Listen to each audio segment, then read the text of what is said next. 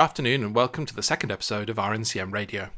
I'm Larry Goves, one of the members of the RNCM collaborating on our radio show, and this afternoon we're going to look at two contrasting concerns: how our staff, students and friends are coping in lockdown isolation, and some thoughts on how large ensemble activity continues despite this.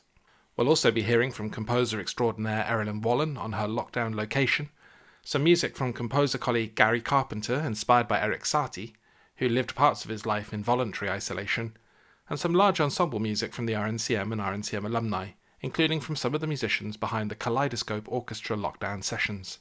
We start our programme, therefore, with some thoughts about the larger ensembles at the RNCM. These ensembles occupy a very special place in the life of the college. They produce some of our most visible and high-profile performances, represent a significant part of our students' and audiences' connection to the work we do. However, they are also rarely featured in student assessment or as a core part of the programme, and so have perhaps not been the absolute priority in adjusting to the building's current closure. And there are more of them than you might think. My name is Carey. I'm the Deputy Principal for Performance and Programmes. We have a huge range of different ensembles at the RNCM working across many genres, across classical, pop, jazz and contemporary. We have a symphony orchestra, chamber orchestra, opera orchestra. We have a brand new orchestra where every composer can get their work performed publicly. We have a very respected brass band, wind ensemble, jazz big band, and a very popular session orchestra, which is a great opportunity for students from different areas of classical and pop to work alongside each other. And that's not to mention the wind orchestra, the string orchestra, the new music ensemble, and the baroque ensemble. And within these ensembles, so much that is central to the music making has been pulled away from under us. One of the main challenges for us at present is how do you create a performance programme with our ensembles when we simply don't have the basic ingredients to do things as planned. So namely our building, our rehearsal and performance spaces, which are now closed due to the virus, our students, many of whom are physically dotted around the world, and also our audience, who of course are a key part of the mix. We've had to reimagine what can be done with ensemble training remotely and online. I'm Andrew Bailey, and I'm the head of orchestras and ensembles at the RNCM. The challenges of keeping large ensemble projects going in the summer term mostly relate to the logistics of getting students from around the globe together in the same digital space, plus the technical limitations of being able to play together as a musical group. Although there have been huge technical advances in the broadcast of online video with high-quality audio, I don't believe that we are yet in a situation where we can truly recreate the environment of the RNCM concert hall, working live with a professional conductor performing exciting orchestral repertoire to our audiences. For many of us who are not frontline workers during the current pandemic, this is a time for reflection and self-reflection. The RNCM is no different, from considering the wider vision of the college's performance programme to the more prosaic nuts and bolts of day-to-day activity. Any crisis like this gives you the opportunity to really look at what's important and what you're doing. And as an institution, I think we've moved forward quite dramatically in terms of our relationship with the digital world and how we can communicate and learn in this remote fashion. It's also reinforced for me the huge value of the performance programme, not only in the opportunities to perform publicly, but in the strong relationships we have with really top international musicians and also professional groups across the North and internationally. How rich our ensemble activity and the learning for students is because of that. Although we certainly won't be planning any online performances of Mahler 2 anytime soon, over the past few weeks we have been working very hard with orchestral tutors and conductors, partner professional orchestras and RNCM heads of school, trying to redesign orchestra and ensemble projects that will allow our students to continue to learn, develop and experience the best possible ensemble training. So what can our students get involved with over the summer term? I'd say firstly take advantage of the many learning opportunities about ensemble playing that have been put in place this coming term. There's still a huge amount to get involved in despite being in lockdown. We're also busy planning ensemble activity for when we do get back into the building. Not only will we have some really great opportunities in place for returning students, but we're also looking at some exciting large-scale projects to invite back students to take part in who may have graduated and finished their studies this year. I think that the most exciting orchestras and ensembles projects we have planned for the summer term will include a series of string leadership sessions led by Jim Clark, projects for the Jazz Collective and the Big Band led by Steve Berry, which we hope will feature some professional guest artists and players, a conductors ensemble based on Act 4 of La Bohème, directed by 3 players from Opera North and the conductor Mark Shanahan.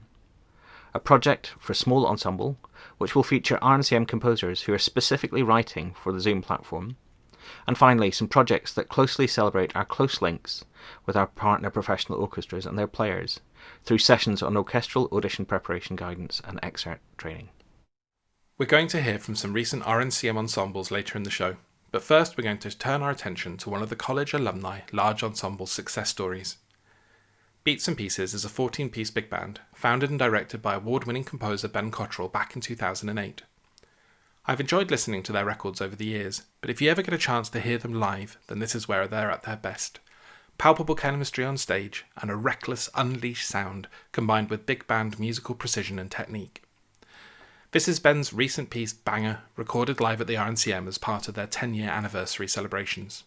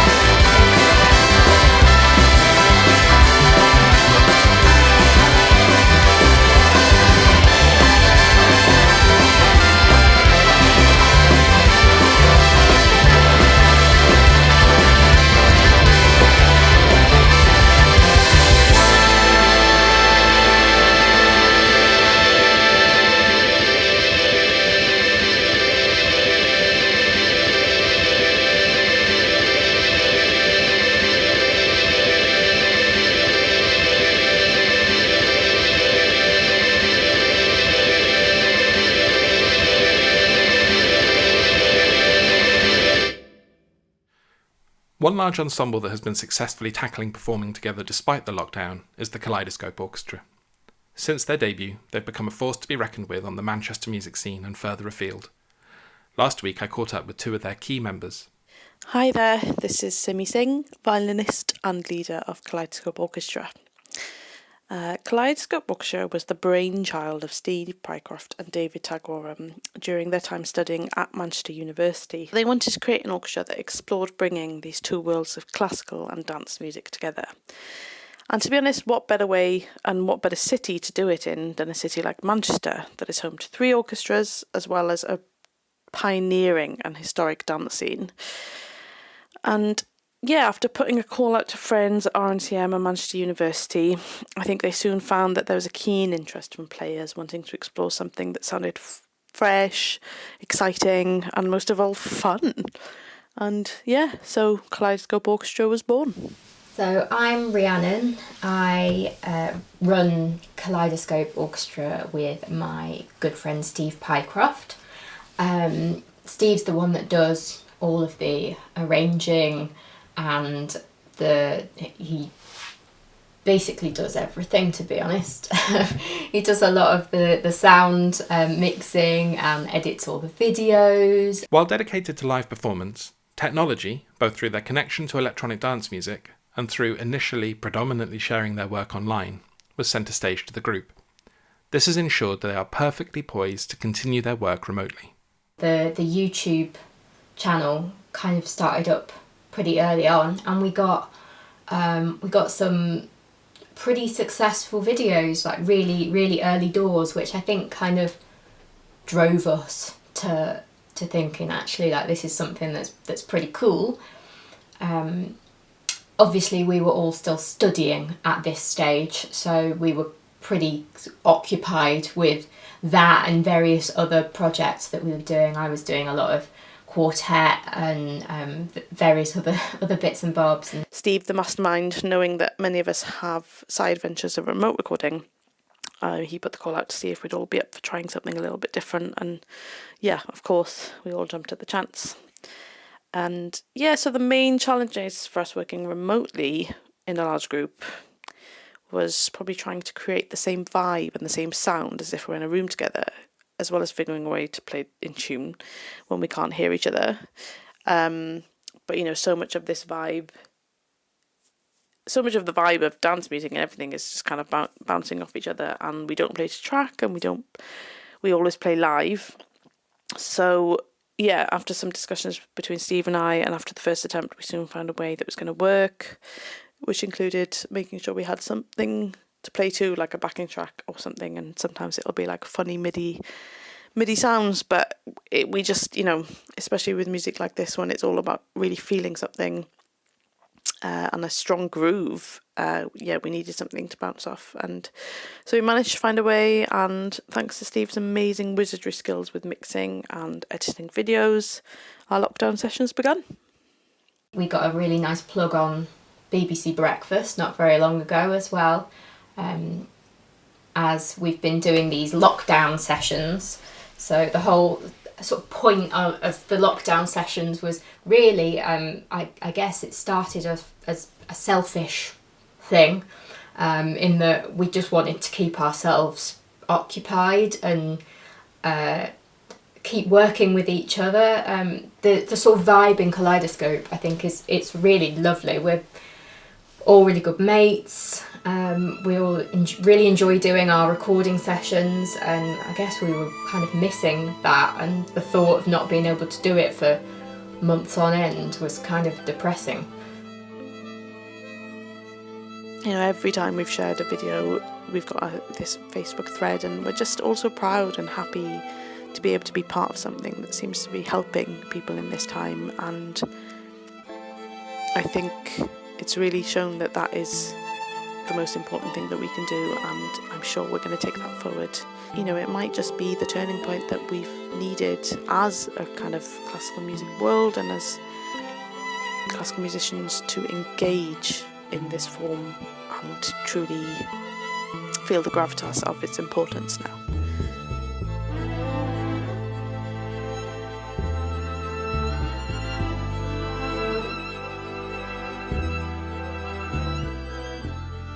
You've been listening to Rhiannon James and Simi Singh, and the music was Simi's own multi-track violin work, On a Sleeping Mountain. Do look up the orchestra online, as their videos are amazing, and in particular, check out Steve Pycroft's arrangement of David Guetta and Sia's 2011 track Titanium. This video doesn't just feature the musicians of the orchestra, but includes almost 30 frontline NHS staff. Proceeds from the track go towards the Masks for NHS Heroes fundraising campaign. Please donate if you can afford to.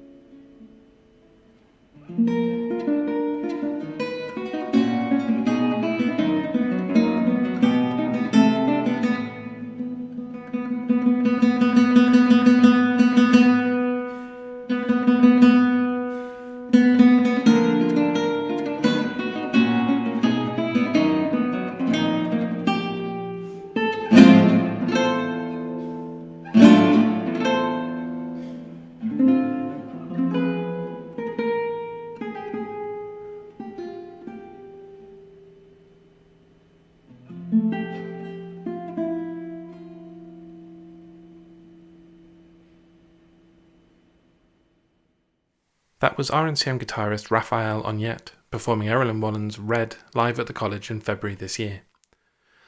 The piece was written as a homage to Joaquim Rodrigo, appropriate in a broadcast which features several jazz and jazz-inspired works. Selections from Rodrigo's guitar concerto were included as part of Chick Corea's classic track Spain, and the slow movement was arranged by Gil Evans for Miles Davis's Sketches of Spain. One of our primary concerns over the last few weeks is how our students, staff and friends have been coping during lockdown and what their individual situations are like. I was keen, in particular, to ask Erilyn about her own situation, as her location has become better known than she, at least at one point, wanted. I know it hasn't, and I was sort of trying to keep it secret. So in 2016, I was very lucky. My uncle left me a little bit of money. My uncle, Arthur, was like my father. And shortly before he'd died, he'd said to me, really insistently, that I must really seize the moment for my work. And so with that inheritance, I thought maybe I should put it into a place where I could actually, where work was at the centre of what I did. So a place that would have the requirements of total silence, ideally on top of the sea, and where I could play music, compose music without anybody hearing me, without me hearing anybody else. And I wasn't setting out to buy a lighthouse, but I was looking on I somehow stumbled across a website called lighthousesfale.co.uk. I came across the engine room in Strathley Point Lighthouse. So in 2016, I came to see it. Well, 2015, I came to see it. Really loved it. I'm an impetuous person, so I had to wait a bit to really think it through, because it's 800 miles from London, where I'm also based. But it's been the making of me and general happiness and well-being. I'm sure we can all empathise with window shopping online for remote lighthouses, but just in case you're not an expert, let's hear a bit more about this particular example. Yes, so it's not the Curly-Whirly lighthouse. Ours looks somewhat a cross between a sort of perfunctory castle and a sort of barrack. So it's in a big L shape, sort of flat ceilings, and so the tower stands quite square, and we're in this L shape, and that L shape is made up of other buildings, all originally connected internally, and they are the accommodation for what would have been the principal lighthouse keeper. So he would have a cottage, and then the first assistant keeper, and then the second assistant keeper. So I'm in the engine room, which joins onto the tower, which is where, of course, the towers were, the engines were kept. It's not like the Stevenson lighthouses, the cylindrical ones of the imagination. This lighthouse was built in 1958, so it's one of the more recent ones. However, in this case, the local landscape may be more extraordinary than the building itself. And so it's extremely remote. It's the third most northerly part of the United Kingdom, so third most northerly part on the mainland. And I live, it's the very, very north, the far north of the Scottish Highlands. And so, for example, from my window, I can see Hoy on Orkney. And the next stop after me is Iceland. North Scotland, the North Highlands, particularly where I am, it's extremely prone to storms, and it can be very windy, which is why the landscape around, there aren't really many trees.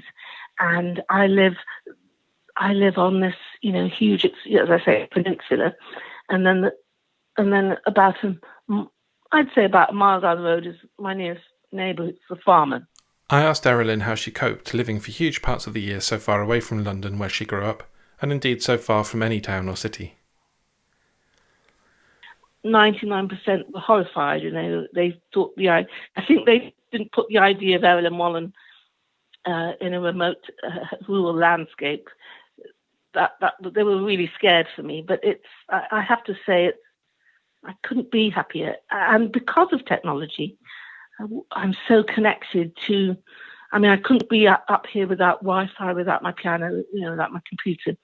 The thing is, as all composers and most performing musicians would know, we spend a lot of time alone. We're used to it. We don't always like it, but we, to me, to have luxury, to have time to work away from people is what is sort of one of my favourite states. But obviously this is now, this is because of, worldwide pandemic. So it's like many other people, I'll go to bed at night and have sort of worrying dreams. And obviously I'm concerned for, all our friends all across the world. I have friends in India I'm speaking with.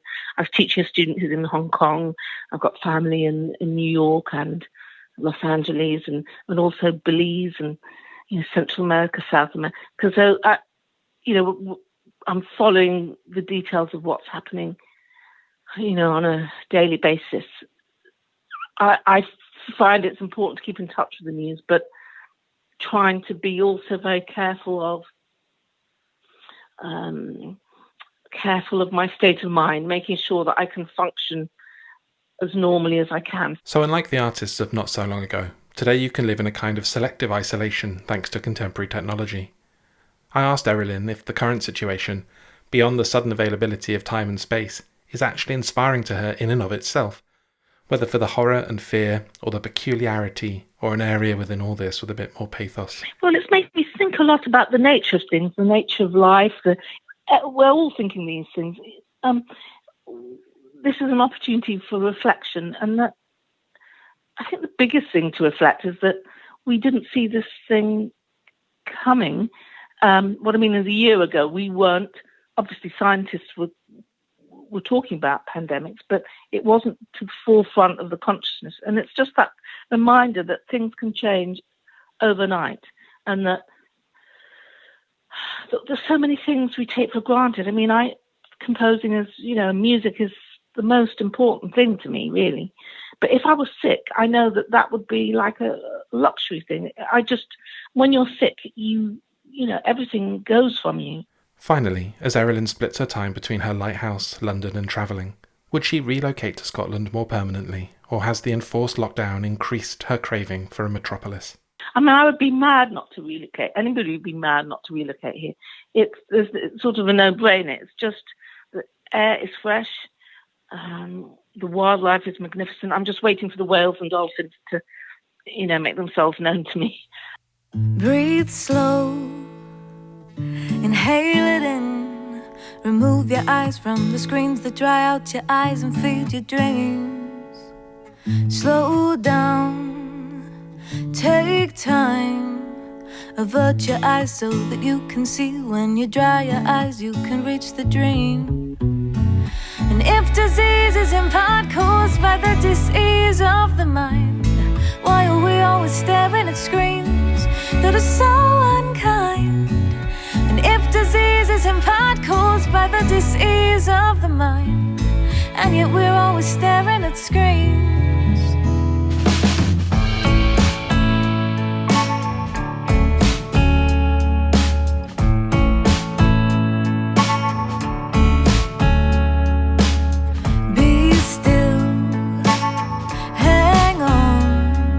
Remember all the times when you were small, you would dry your eyes cause it was natural to smile wide with open eyes, cause everything's made easy with a clear side. And if disease is in part caused by the disease of the mind, why are we always staring at screens that are so unkind? And if disease is in part caused by the disease of the mind, and yet we're always staring at screens. Oh, look at the air, look at the sky, look at the clouds, and breathe in the air, breathe in the sky, breathe out loud. Oh, look at the air, look at the sky, look at the clouds, and breathe in the air, breathe in the sky, breathe out loud.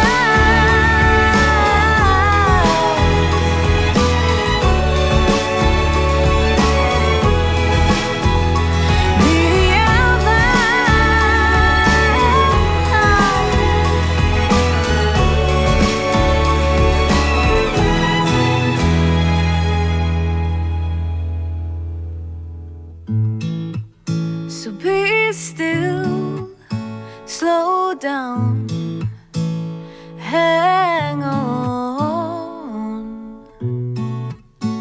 If you believe in all you dream, then you'll succeed in all they seem. Oh, look at the air, look at the sky, look at the clouds, and breathe in the air, breathe in the sky, breathe out loud. Oh, look at the air, look at the sky, look at the clouds, and breathe in the air, breathe in the sky, breathe out loud.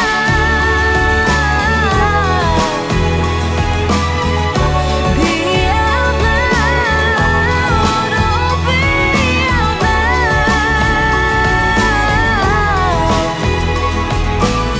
Be out loud.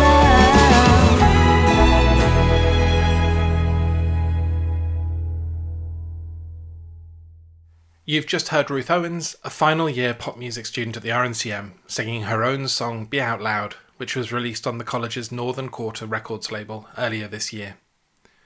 I've been talking with a few students and colleagues about how they're getting on during the lockdown. Let's start with Ruth herself. I'm still in Manchester with my boyfriend Noah, who's also on the pop course. He plays keyboards.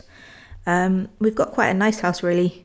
We've got quite a lot of space, so we've got a dedicated music room and enough space to have our own space, which is pretty good. We've also got a load of natural light and a really nice outdoor area, so we're not missing going outside too much. It's been refreshing to hear such a positive take on the lockdown.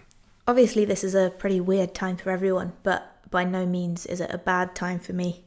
I think an interesting point for me has been just before college shut, I handed in a piece of coursework in which I reflected on my creative process and how I'd been letting myself get really busy with things that weren't as important as allowing myself to be creative, especially during my fourth year. So yeah, this time has kind of forced me into that alone creative space, and I think it's predominantly going to be really good for me. Of course, not everyone's perspective can be this positive, and it's particularly difficult for our students living on their own, far from home. My name is Adi. I'm a third-year pop vocalist and an international student from Israel. My housemates have all gone back home, actually, so I'm isolating on my own in my house in Manchester. I didn't go back home because by the time we received the email about college closing, it was a bit too late to travel back, as the regulations back home were a lot stricter than here in the UK. It wouldn't have been impossible, but it would have been difficult, and I didn't want to risk catching the virus during the very long travel, and also subsequently risking my family. Being on my own isn't easy, and I don't know what I would have done without video calls. I've found a routine for myself, but I've still been struggling to find motivation to make music and do work when there's physically no one to talk to at the end of the day. I never thought I'd have to deal with this kind of loneliness, especially in a foreign country. Most days it's easier said than done, but I keep on reminding myself that it'll be over one day, everything will be better, and just take it day by day, really. Although there are certain situations where a video call is more lacking than others. I think the most difficult part was celebrating Passover all on my own, which is a really big holiday where one of the main things is getting together with family to have a huge meal. So imagine having Christmas dinner on your own. It's interesting that, especially with some company at home, the lockdown might be having a perversely positive impact on friends and family relationships. Back to Ruth. One of the nicer things to come out of this has been that I think I've been speaking to and seeing more people than I normally would in a given week. I think a lot of people will find this. We've been restricted in the amount that we can socialise, so we're making a lot more effort to socialise and see each other just over the internet.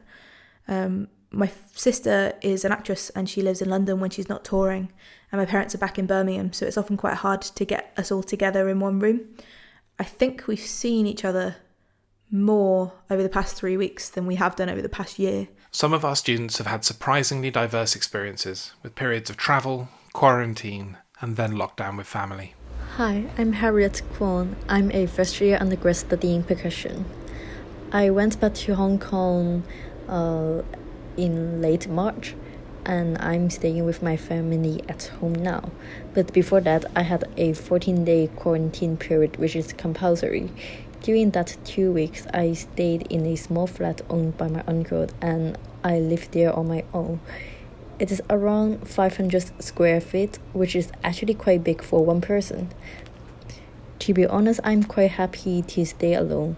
I can do whatever I like, such as watching movie, dancing at home, trying out new recipes, doing yoga and stay up late. Of course, it is good to stay with my family because I don't often see them much when I'm an international student. At least I can dine with them and we can cook together. And some of us are very unlikely to have any time alone at all. My name's Nick Rayland. I'm head of undergrad programs at the RNCM, and I live with another adult, 4 children, a dog, 2 cats, 6 chickens, and at any time of the year, somewhere between 20,000 and 200,000 bees. So there's quite a lot of living things. We've got a reasonably sized house with a long garden, and we're so lucky because the garden is next to some fields as well. So there is a sense of space even when we can only get out into the garden, which is great for the kids to be able to run around in. But when we're all kettled up together in the house at other times, I mean, God help us when we have bad weather, that's going to be a nightmare. It can get quite intense. I think a lot of our students and staff are lucky and want to acknowledge this. There are clearly people who live in very small spaces, are on the front line in dealing with the pandemic, or who are deeply concerned about real poverty. However, there are plenty of anxieties and challenges that are profoundly affecting many that may not be so readily apparent. To quote Alan Bennett, every family has a secret, and the secret is that it's not like other families. The other tricky thing, which I'm sure a lot of students coming to the end of their degrees are thinking about, is that when our lockdown gets lifted, or however this situation comes to an end, there's going to be a lot of people looking for work. And so for someone who's just coming to the end of study and is looking for postgraduate jobs, that's going to put a lot of strain on the situation. I have quite a neurodiverse household. We have a more than our fair smattering of autism. And so one of the first things we did was set up a really rigorous timetable for how the weekdays were going to work out. That's been useful. Of course, it's a big change, what's happened in the last month or so, and it's a huge change for some of us more than others in the house, and that's been difficult. And so if you ever have a meeting or a tutorial with me and you see me in my car Skyping or using Teams, you think, why on earth is he in his car? Has he been thrown out of his home? No, it's just because it's the only quiet, reasonably sonically isolated place I've got to work in amongst the sometimes vivid and crazy life and loudness of what goes on around me. Obviously, all the activity has stopped, including church fellowship and Sunday service. I really want to go to church to meet my friends face to face, but it is not realistic. So what we do is we Skype and chat, and we have the Sunday service on YouTube.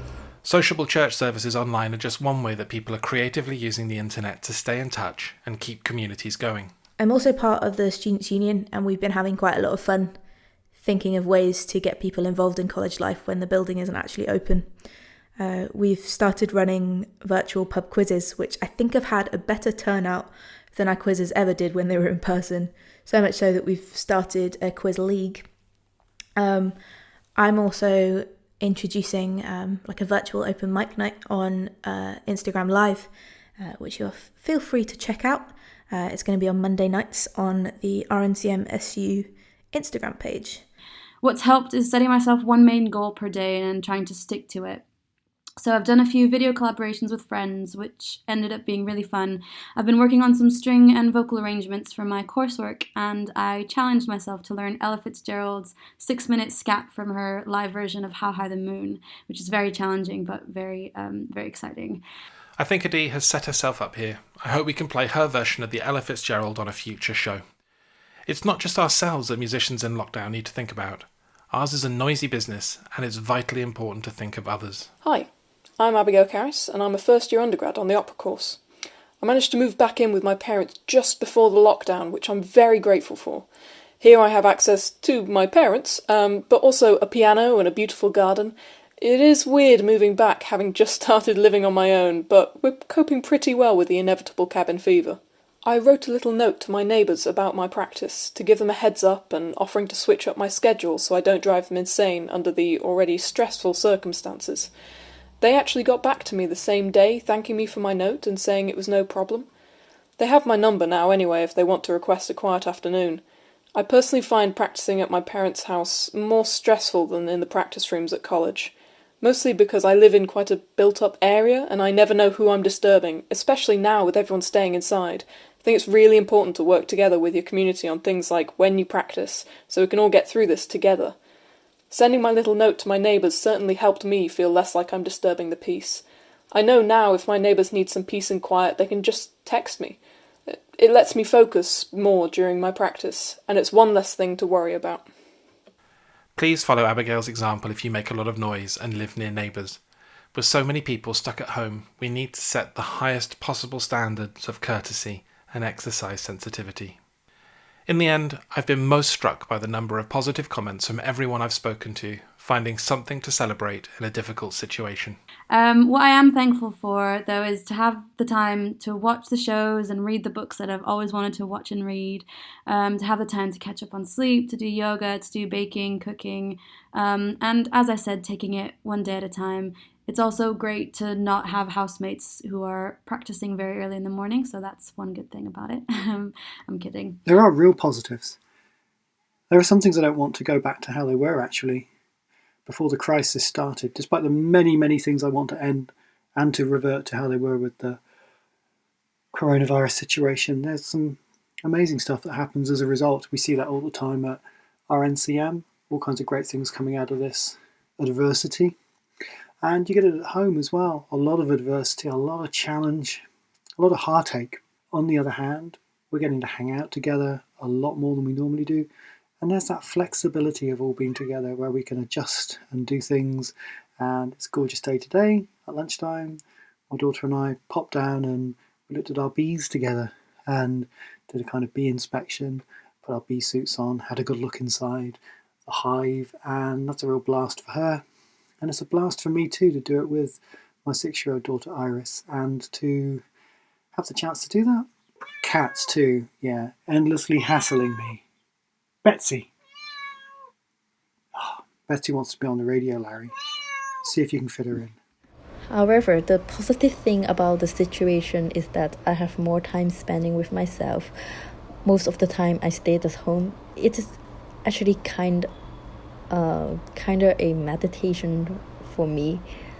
Last but not least, I hope everyone mentally and physically doing well, and please stay safe.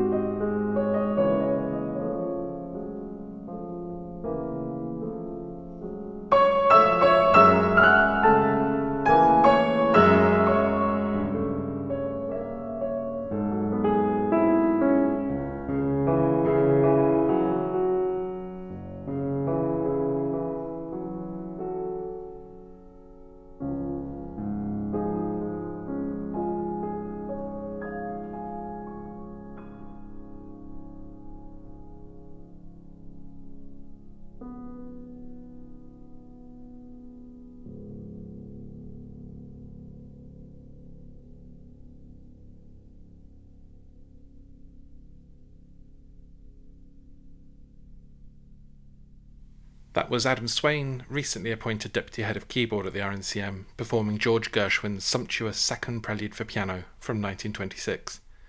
The piece features as part of Adam's critically acclaimed, politically motivated 2018 album Speak to Me, New Music, New Politics. Our piano students may have been struggling to continue their practice more than most during the lockdown. It's not always possible for students to own their own instrument, and the best examples are extremely expensive. However, there have been some excellent initiatives put in place by the college to help our students during lockdown. I'm Marianne Bailey, Head Technician at the RNCM, so I'm the person who looks after the pianos at the college. I have a colleague, Dan Carney, who assists me in that role.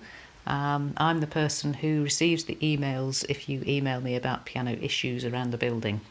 I've been doing piano tuning for something like 35 years, I'm afraid to say, which is rather a long time, but it's a great job. I really enjoy it, and I love my role at the RNCM.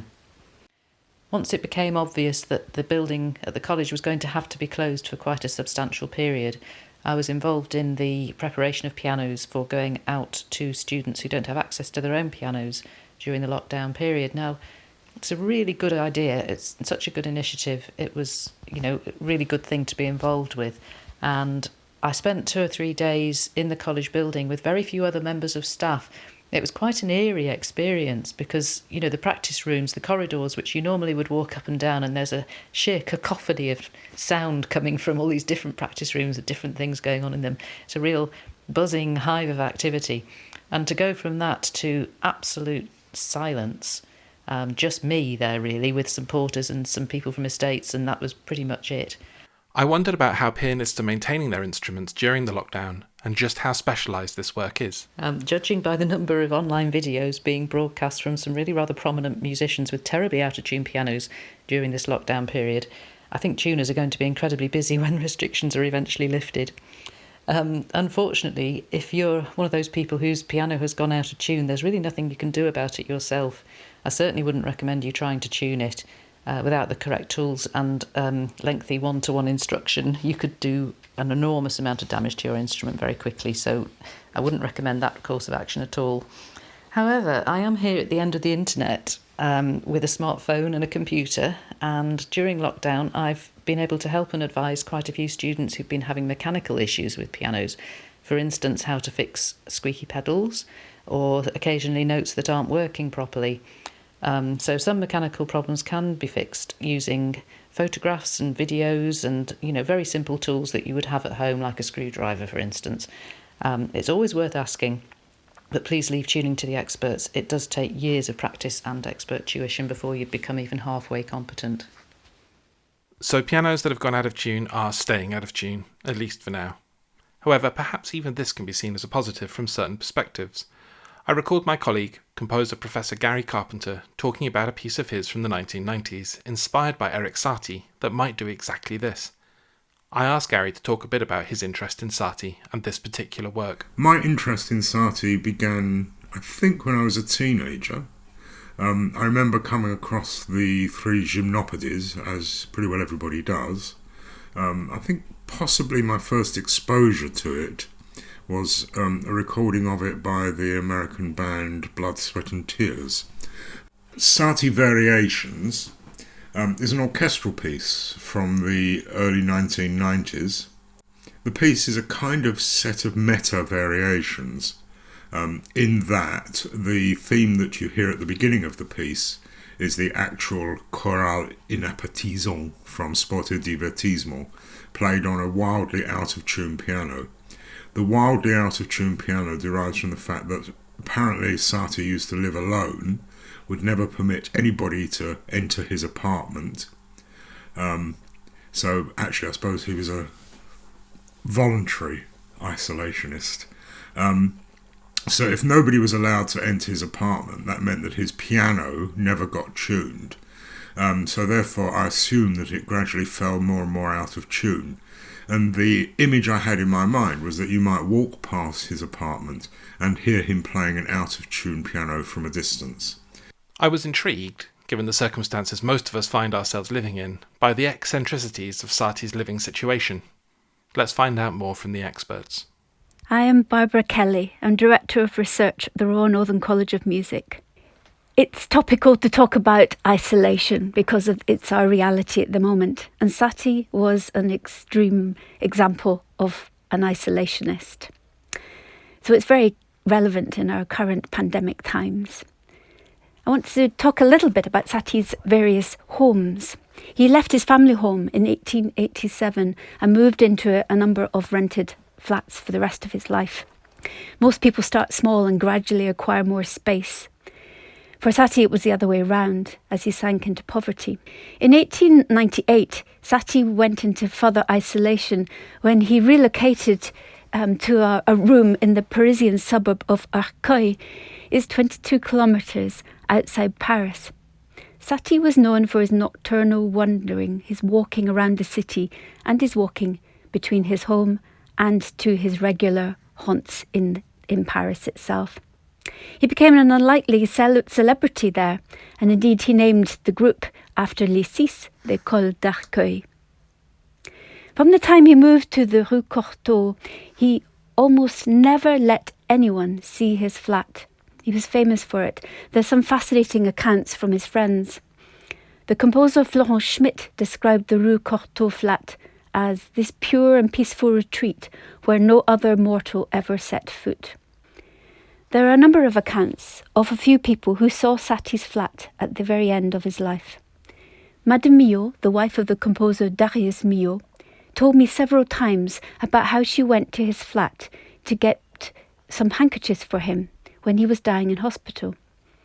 She was astonished by what she found.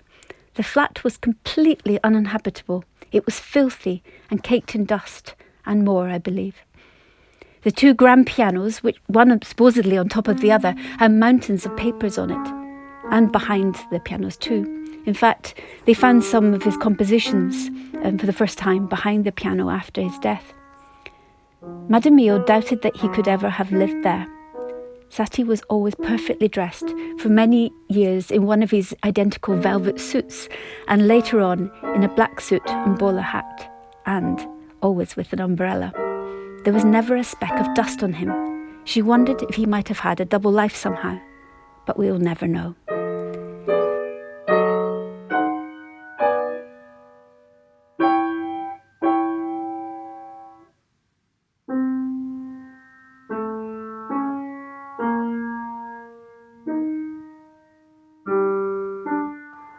I'm Adam Swain, and I'm Deputy Head of Keyboard Studies at the RNCM. I really adore the music of Erik Satie. I guess for pianists, so much of our repertoire is goal-oriented, and we spend a lot of time practicing the technically challenging climactic passages of Liszt, Chopin, and others. But Satie's music is really in the moment, and it doesn't necessarily have any of the angst and drama of romantic rep.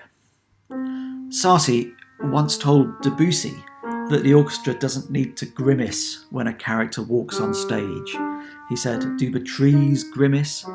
We should provide a musical scenery or create a musical climate." And I really like that idea.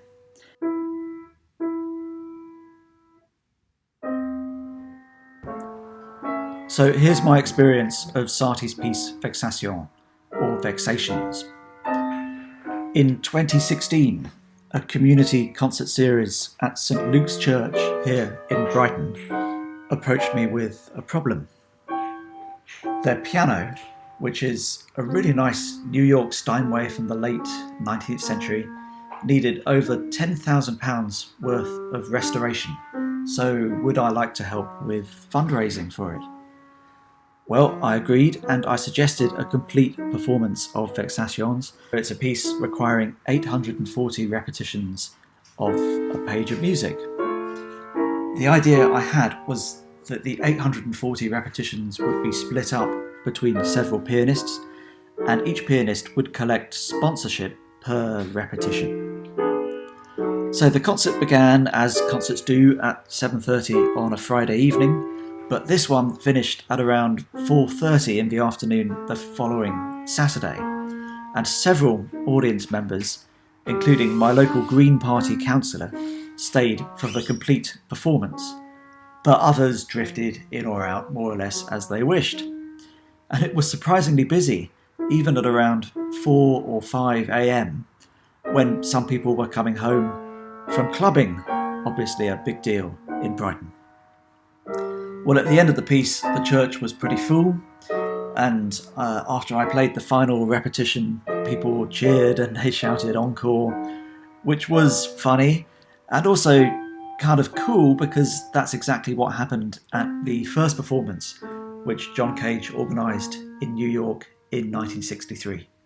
The concert raised over half the funds needed to restore the piano. It was a really cool, really fantastic experience.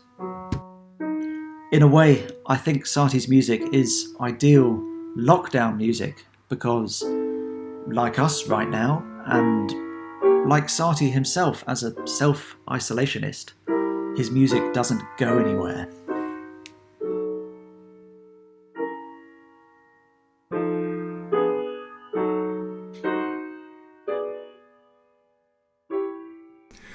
In the 2014, I was invited by Mike Hall, who was in charge of jazz at the RNCM, to have an evening for myself. And the thing I'd actually always quite wanted to do was big band music for Satie.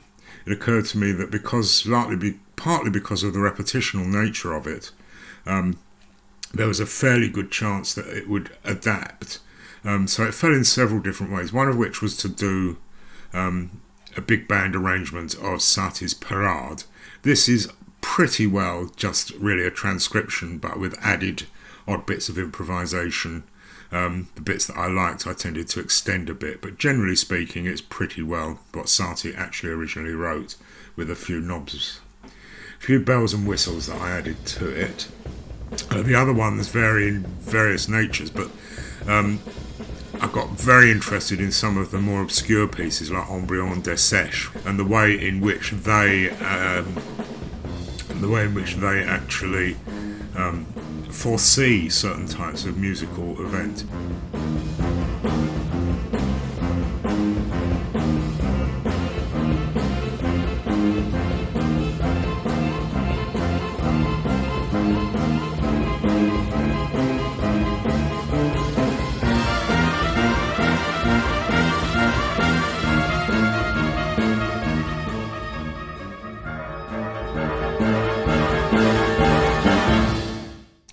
Working with the band was great, and actually jazz and big band is really not my thing, so I kind of was parachuted in on this one. I found it really exciting.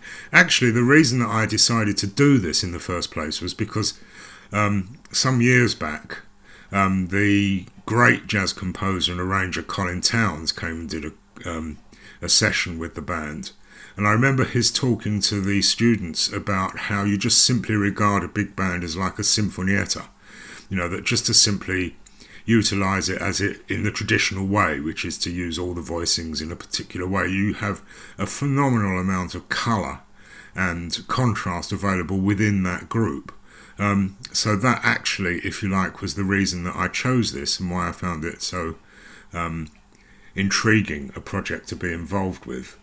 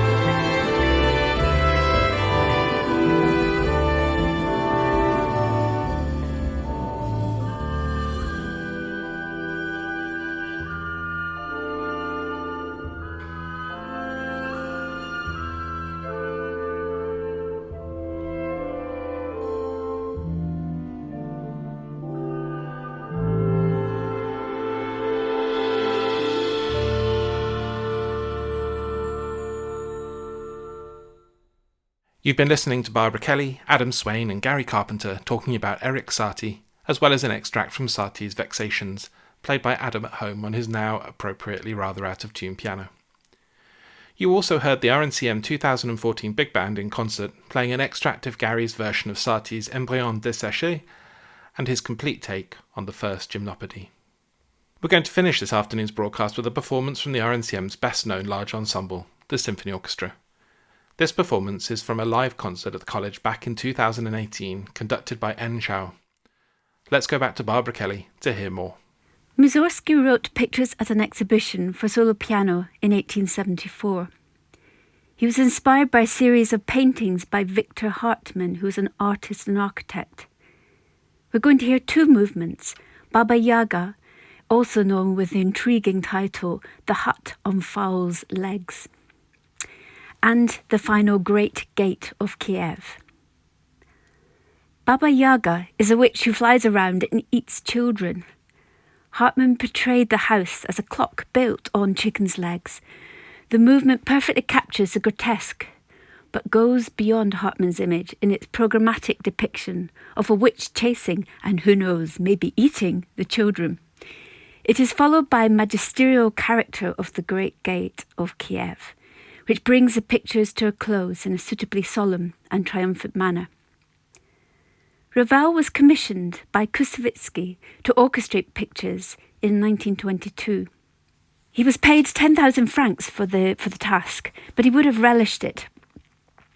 Mussorgsky and other members of the mighty handful were highly prized by Debussy, Ravel and contemporaries in France. They were prized for their originality, harmonic innovations and gritty realism. Ravel tried hard to get hold of Mussorgsky's original score, but didn't manage to do so and had to resort to Rimsky-Korsakov's 1886 score, which had been published after the composer's death and was full of reworkings and errors. Ravel's orchestration is nonetheless very respectful to the composer. It brings out the drama and the implied story behind the intriguing title. In the Baba Yaga movement, he creates greater depth, scale and perspective. It's like hearing the work afresh on a large screen. Ravel, the master orchestrator, left his mark on the score. We could see it as a French homage to a greatly esteemed precursor.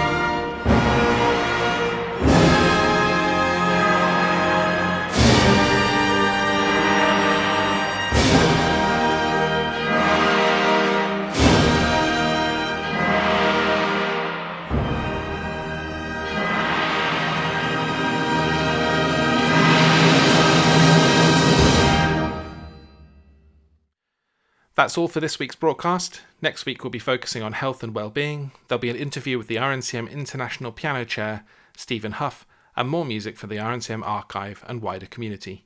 Until then, goodbye, and stay safe, well and sane.